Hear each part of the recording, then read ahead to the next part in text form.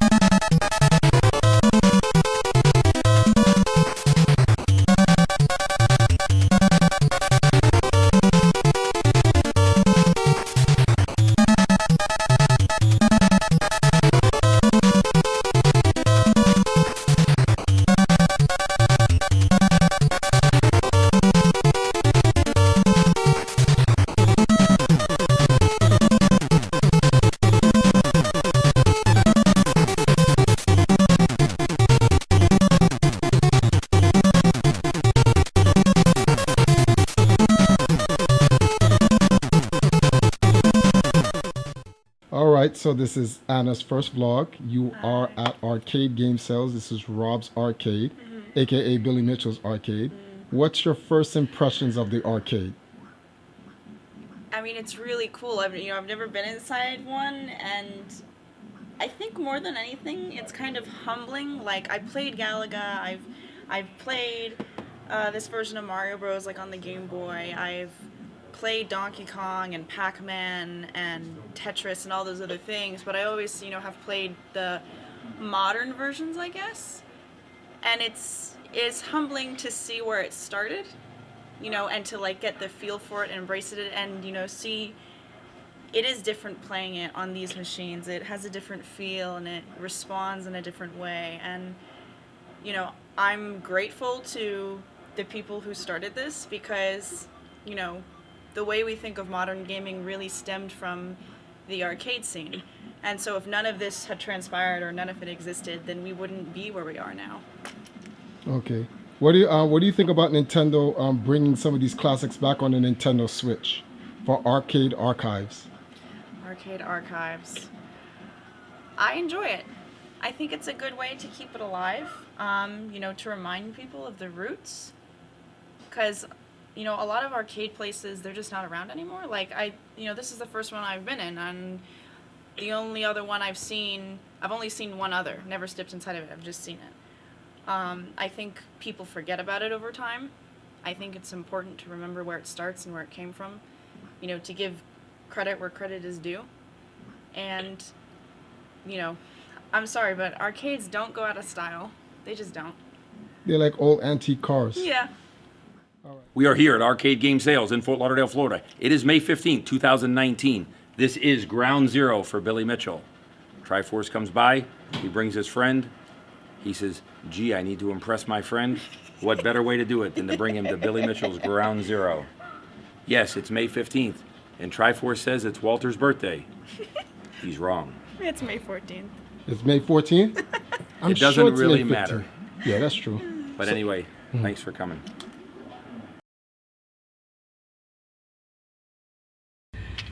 So it's like, you watch him on streams and he has, the way that he acts and his personality, and it's fun and it's entertaining and it's interactive, and you're like, oh yeah, that's Billy. And then you meet him in person and he's this 6 foot semi-odd inch giant just towering over you, and it's kind of intimidating and you don't know what to say.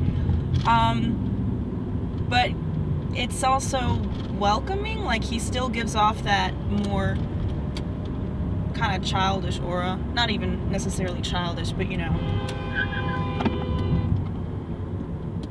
Christ, dude. So he gave me these 2 hot sauces, which I'm definitely never gonna eat because I don't really eat hot sauce. I'm just gonna like frame them in a little case. And shout out to Black Pauldron. Did you get them that big, or did you get the little itty bitty ones? Am I special? Do you think he'd autograph them? I think so. Oh yeah, autograph. Like, there's infamy behind his name, I guess, the way that people have portrayed him and the things that have been said about him, and so it's a breach in reality, I guess. Like, you meet him and it's like, oh, it's just Billy. Like, he's just a regular guy. He's just a completely normal guy who likes to play arcades, and that's it. You know, and he's still nice, and it's still fun to talk to him. But it's, you know, it's not like he's this god or he's so far above everybody else. Like, he's normal, you know. He makes faces and he laughs and he corrects you when he thinks you've got people's birthday wrong, and he's just Billy. Billy is just Billy. He's just a human being, and I guess it's also kind of humbling, you know, that despite the infamy he has in his name, he doesn't treat you different. He doesn't treat you like he's above you or that he's better, you know, or how dare you not know who I am. Like, he just lives his life, and he's content. And that's admirable, to be content, because no one is nowadays, you know? I mean, people who have everything and still want more. Billy is perfectly happy where he is.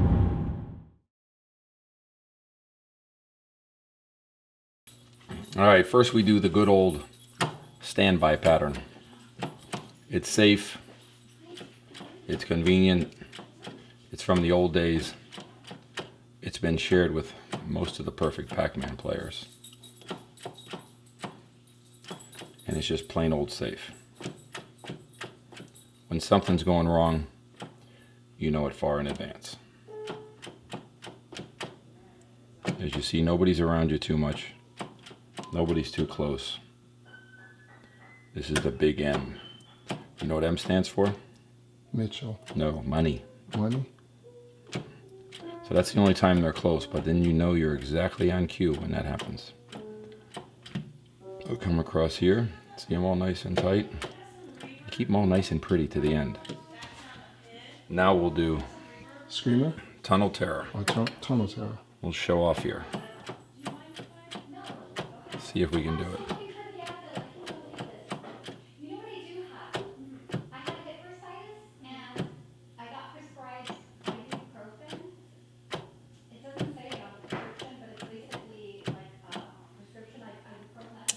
Why is it called Tunnel Terror? Pattern's 56 seconds long. In 28 of the 56 seconds, they are going in or out of the tunnels. I developed this one back in 1984, I think. This was predominantly me. See, it's actually a little...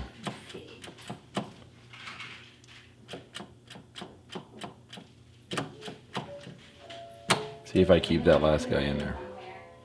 Now that's magic. Now the Screamer. The Screamer.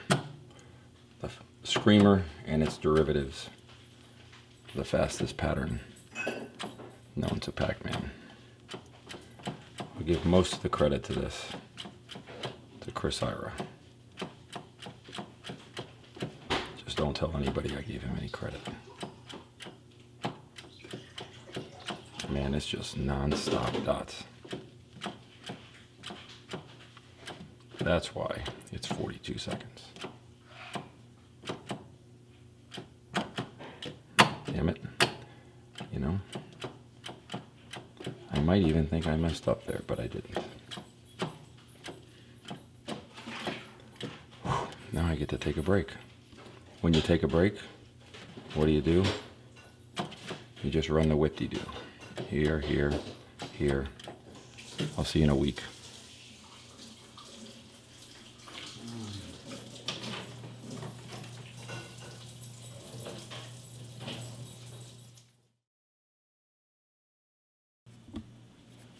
Triforce is hoping one day to happen to him too.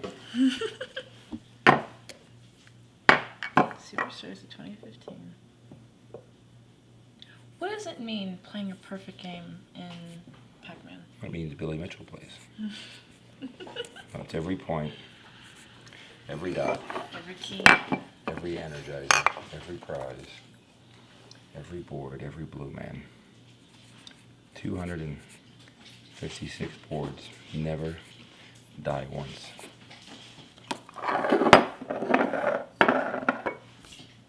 So, these things happen. They just happen to me more often.